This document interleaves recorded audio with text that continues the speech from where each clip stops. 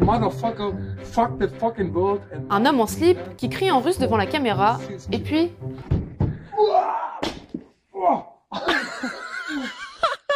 Ça, c'est drôle. Mais alors, pourquoi? Qu'est-ce qui fait que certaines choses sont drôles et d'autres pas? Alors c'est l'histoire d'un mec qui s'approche du bord d'une falaise, puis là il glisse et il meurt. Le premier à s'être posé la question, c'est lui, Aristote. En plus d'avoir un très grand front, Aristote avait remarqué que ça, c'était un peu plus drôle que ça. Pourquoi? Eh bien, tout simplement parce qu'on ne s'y attendait pas. En général, pour franchir une porte, on l'ouvre. Or, en décidant plutôt de la heurter violemment, Karim a brusquement fait voler en éclats ce à quoi on s'attendait. Et ça, c'est drôle. Ok, mais ça explique pas pourquoi un jeu de mots c'est drôle. Tu vois, ça c'est... Eh bien en fait, si. L'observation d'Aristote, aujourd'hui, ça s'appelle la théorie de l'incongruité. En gros, elle dit que quelque chose est drôle à partir du moment où cela contredit ce qui, pour nous, est une norme.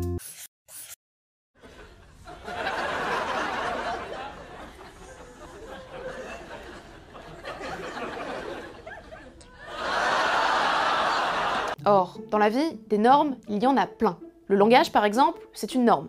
Et quand on la transgresse... Il n'y a qu'un seul homme qui pouvait en vouloir à mon père. L'imam des Abou Kilax. La morale, c'est aussi une norme, que les humoristes aiment d'ailleurs beaucoup transgresser pour nous faire rire. On me dit que des juifs se sont glissés dans la salle. Très bien, mais alors maintenant, regardons ça. Qu'est-ce qu'on dit? Salut, Claude. Oh, dis-moi bonjour. Ce n'est vraiment pas drôle, et pourtant, on ne peut pas dire que c'est une situation normale. Les clowns, en général, ça ne nous interpelle pas depuis les bouches d'égout. Eh bien, l'explication, on la doit à cet homme, Thomas Clark Veitch. Aujourd'hui, Thomas est plombier. Mais avant, Thomas a étudié la linguistique et la psychologie à Stanford pendant 14 ans. Et en 1998, il publie un livre intitulé « Une théorie de l'humour ». Pour Thomas, il n'y a non pas une, mais deux conditions pour que quelque chose soit drôle. Il faut, certes, qu'une norme soit transgressée. Mais il faut aussi que cette transgression soit perçue comme inoffensive. En gros, c'est pas grave, et c'est pour ça qu'on peut en rire. Reprenons cette vidéo d'un monsieur qui se jette dans une piscine gelée. Si elle est drôle, c'est 1, parce qu'on ne s'attend pas à ce que la glace tienne. Ça, c'est la transgression. Et 2, parce qu'au fond, il s'est sûrement fait un peu mal, mais il n'a rien de cassé. Écoutez d'ailleurs le rire de celui qui filme. D'abord un peu retenu, il devient frénétique quand il se rend compte que son ami va bien.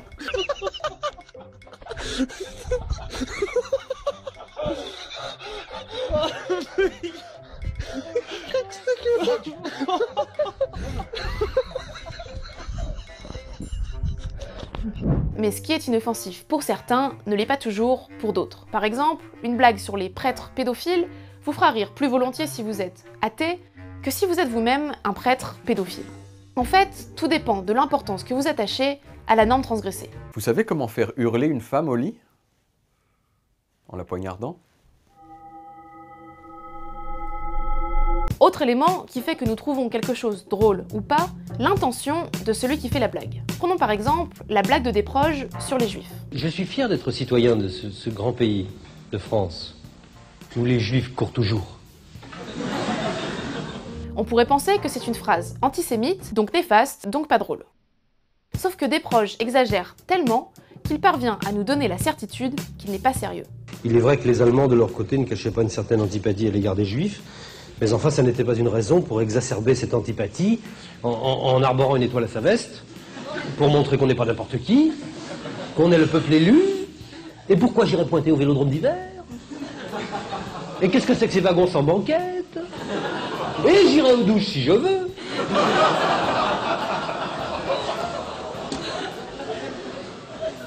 Quelle suffisance! Comme disent les enfants, on voit bien que ce qu'il dit, c'est pour de faux.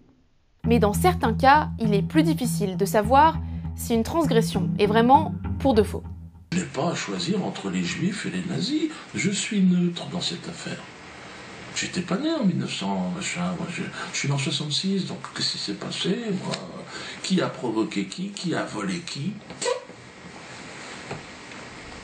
J'ai ma petite idée, mais enfin... Si l'on compare le sketch de Dieudonné à celui de Desproges, la différence réside non pas dans les propos, mais dans l'intention. Chez Dieudonné, il y a toujours une ambiguïté, et il ne fait d'ailleurs rien pour la dissiper. C'est bien l'édition, c'est bien la pédagogie par le rire, etc. Mais qu'est-ce qu'on fait de plus?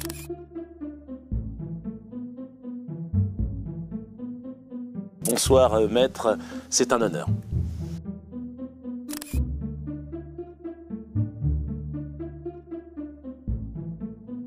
Résultat, si l'humour de Dieudonné n'est pas drôle pour certains, c'est parce qu'ils le considèrent néfaste. Et s'il est drôle pour les autres, c'est parce qu'ils le considèrent inoffensif. Soit parce qu'ils jugent que c'est pour de faux, soit parce qu'ils n'accordent pas beaucoup d'importance à la déportation des Juifs.